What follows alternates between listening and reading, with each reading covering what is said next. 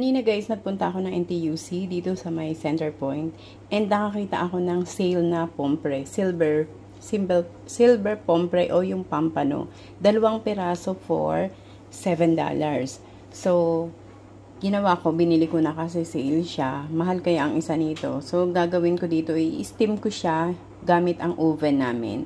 And nilagyan ko siya ng luya, dahon ng sibuyas, kamatis, yung siling pula na mahaba, and then paminta at saka konting pink Himalayan sauce, and then lalagyan ko siya na uli ng, maglalagay pa ako ng konting light sauce.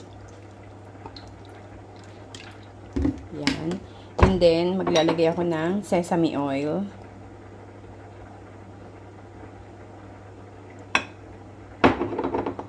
And then konting chili flakes. Yan. Para naman may spices ang ating ang ating steam fish. And then madaming wala na pala akong black pepper. Yan. Pag tamad ka, ito ang bibilhin mong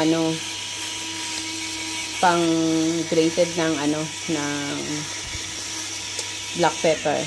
Tamad kaming maggadgad eh. Ayan. Gamit ng mga tamad na tao.